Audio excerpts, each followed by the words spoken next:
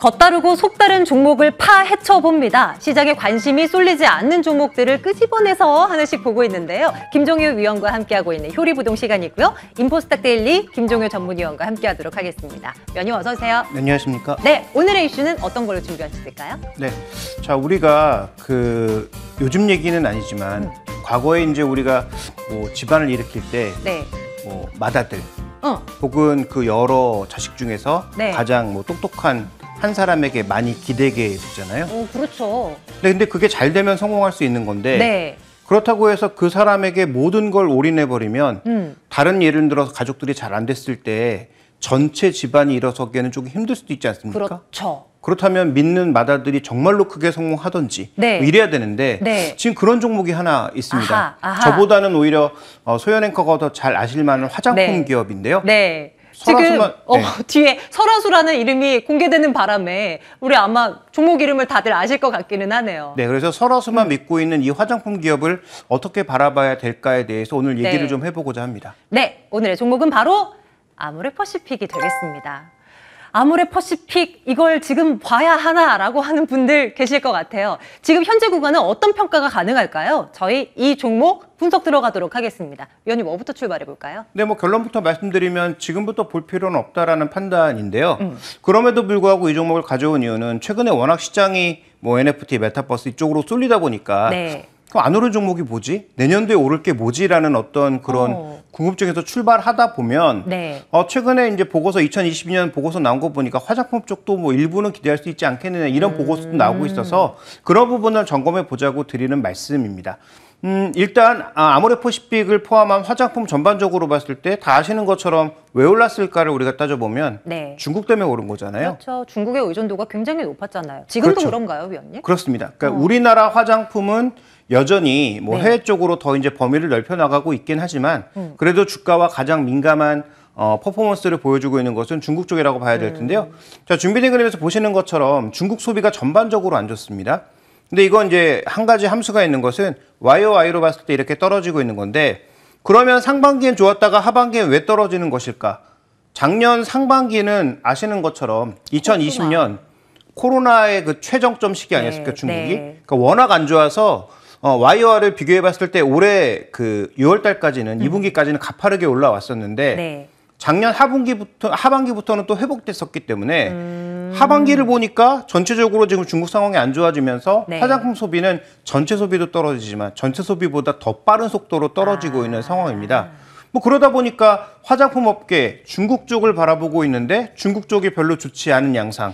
거기다가 아모레퍼시픽의 주력은 다 아시는 것처럼 설화수도 있었지만 이니스프리라든지 에뛰드라든지 이런 중저가 라인 자체를 중국의 매장을 쫙 깔면서 쭉 치고 나갔던 것인데 그게 오히려 지금은 역작용으로 매장을 철수해야 되는 그런 시기로 다가오다 보니 뭐 발표된 실적도 별로 좋지가 않고 현재 전개되고 있는 상황도 굉장히 좀 부진한 그런 양상으로 전개가 되고 있어서 현재 주가는 지수가 3,000선에 머물고 있음에도 불구하고 지수 3,000선에 머물고 있는 것도 불편한데 지수보다도 더 안 좋은 모습을 보이면서 올해 2분기 고점 대비해서 거의 뭐 30% 이상의 하락을 나타내고 있는 것이죠. 네, 정말 화장품주들 또 요즘의 게임주들처럼 단체로 날아갔었던 그런 시절이 참 있었는데 하는 분들, 지금 보유하신 분들 얼마나 마음 아프실까요? 아모레퍼시픽 저희 진단 들어가고 있습니다.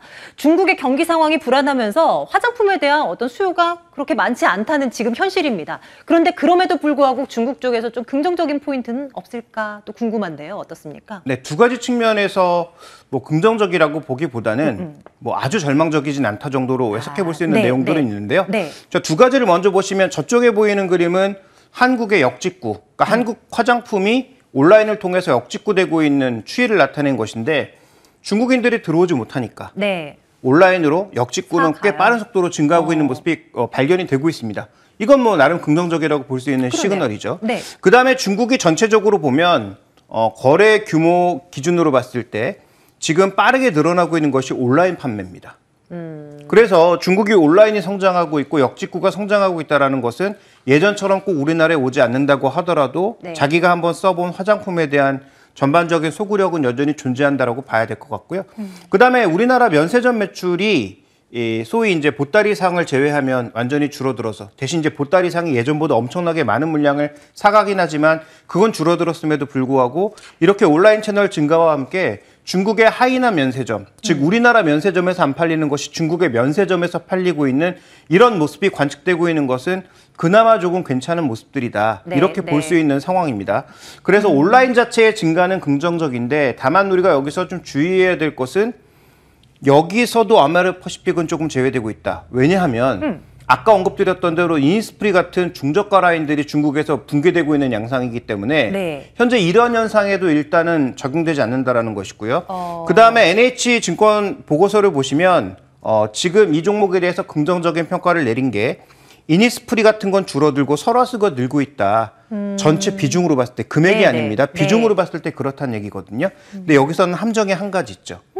이니스프리를 급격하게 줄이고 있기 때문에 이니스프리의 비중이 줄어든 만큼 설화수 비중이 상대적으로 올라간 겁니다. 많아 보이는 것. 그렇죠. 그래서 이걸 절대 금액으로 봤을 때와 네네. 비중으로 봤을 때 얘기가 다르기 때문에 이것은 긍정적이를 얘기를 하기 위한 일종의 좀 통계적인 착각일 수도 있는 그런 상황이거든요. 네, 그래서 네. 지금 현재 구간에서 분명히 설화수의 비중이 늘고 있는 것은 긍정적이라고 보여지나 지금 2021년도에 나타난 이 현상은 설화수가 극적으로 올라갔다라고 보기보다는 이 지금 이니스프리의 비중이 적극적으로 줄어들면서 나타나는 현상이므로 결국은 내년, 내후년에 설화수가 얼마만큼 확장성을 보여주느냐에 따라서 네. 우리가 좀 다른 평가를 내릴 수가 있다. 그래서 현재까지의 주가 하락은 여러 가지 긍정적인 요인에도 불구하고 아모레퍼시픽에는 다소 불리하게 작용해 왔다라고 볼 수 있는 상황입니다. 네.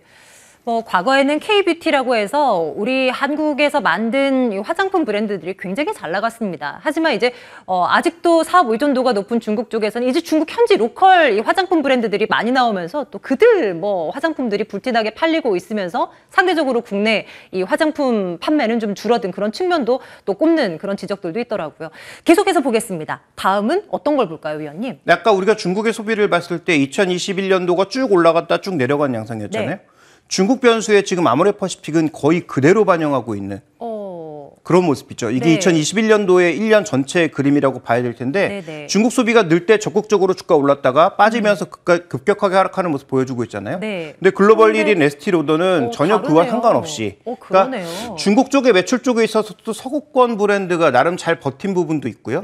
그다음에 우리나라는 중국에 굉장히 이 주가가 연동돼 있는 네. 중국 대비 많이 올라서 거기에 이제 연동되는 모습이지만 에스티로더는 실제로 다른 지역에서의 매출도 견조하게 버텨주면서 이번에 실적도 괜찮았습니다. 그래서 오히려 신고가를 가는 그런 모습을 나타내고 있는 것이고요.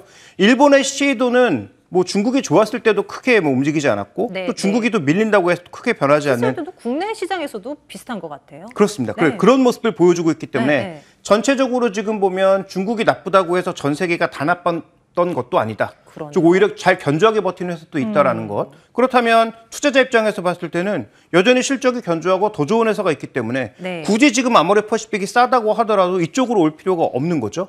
다음 이제 준비된 그림 보시면 설화수 성장하고 있다고 했잖아요. 네. 근데 설화수보다 더 눈에 띄는 브랜드가 있습니다. 후. 네. LG생활건강의 후요. 네, 금액으로 봤을 때 이미 2019년부터 대대적으로 앞서왔고 그래서 상대적으로 다른 이 아모레퍼시픽 주가가 좋지 않을 때도 네. LG생활건강이 견조하게 버텼던 이유고요. 뭐 성장률은 이제 떨어지고 이 그림에 의하면 아모레퍼시픽이 좀 더 견조하게 오를 수 있겠지만 어쨌든 국내 경쟁사와의 경쟁에서도 설화수가 우위를 차지하고 있는가? 이런 질문도 던져볼 수가 있는 거죠. 그래서 전체적으로 지금 보면 아모레퍼시픽에게 점수를 높게 줄 만한 요소가 네. 생각보다 아직은 그렇게 많지 그러네요. 않다. 이렇게 볼 수 있는 그러네요. 상황인 것 같습니다. 네. 설마 그래도 이제 좀 긍정적인 요인들이 없을까라는 기대를 갖고 이 효리부동을 시작을 했는데 아직은 이라는 답을 계속 듣게 됩니다. 계속해서 자료가 나오는데요. 보죠. 이건 뭐 밸류인가요? 네, 마지막으로 그렇다면 살만한 가격이 왔는가에 대한 판단이 필요한데요. 싸다면 또 뭐 그럴 수 있으니까요. 그렇죠. 그렇다면 싸다면 악재가 뭐 극복되는 순간 네네네. 바로 이제 올라갈 수가 있으니까요. 근데 주가도 지금 제가 오늘 부캐로 미스터 MMO라고 했는데 뭐 미스터일지 미스일지 모르겠습니다만 네. 애매모호한 것이 지금의 밸류가 PB 개념에서도 그렇고 PE 개념에서도 그렇고 모두 애매합니다. 지금 이 30배, 25배의 주가를 밸류에이션하기 위해서 현재의 성장 속도와 현재의 매출의 증가 속도가 과연 적절한 거냐? PB 기준에서도 아직까지 오늘 또 주가가 추가적으로 내려서 더 내려갔긴 했겠지만 네. 어쨌든 과거 최저 수준까지 내려가면서 절대적인 저평가라고 부를 수 있는 정도의 수준까지 내려갔느냐? 그렇지 않다라는 거죠. 그래서 현재 구간에서는 다소 여러 가지 측면이 애매모호하다.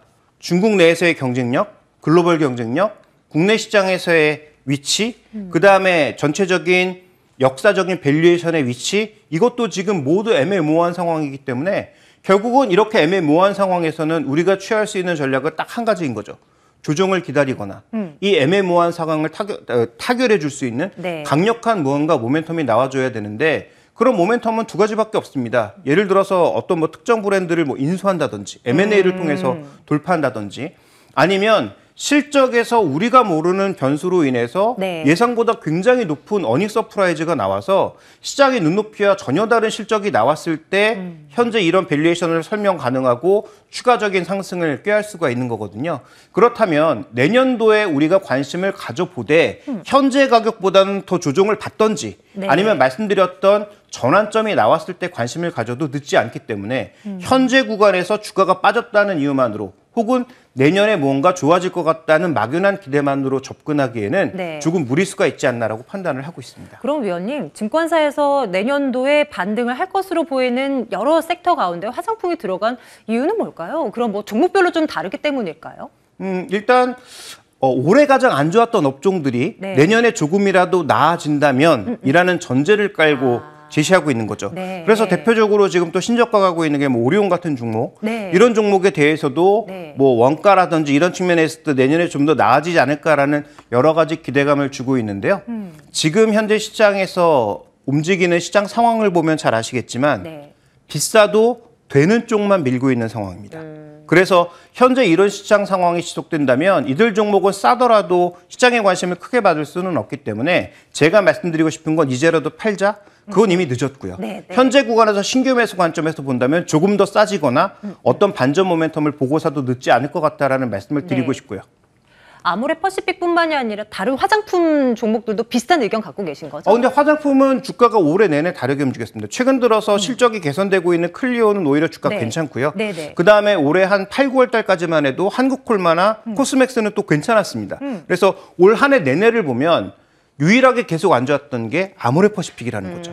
그래서 아마도 아모레퍼시픽에 대해서 올해 워낙 안 좋았기 때문에 조금만 좋아져도 내년도에 주가가 올라가지 않을까라는 믿음이 있으니까 제가 말씀드리고 싶은 건 관심 종목에는 꼭 넣어두시라. 네. 그래서 거래가 폭발한다든지 네. 아니면 의외 어떤 주가 흐름이 발생할 때 정도에는 관심이 필요할 수 있다라고 말씀드리고 싶습니다. 네, 오늘의 효리부동의 주인공은 아모레퍼시픽이었습니다. 좋은 얘기는 없었지만 그래도 우린 관심 종목에 올려놓고 계속해서 쫓아가 보겠습니다. 그 흐름을요.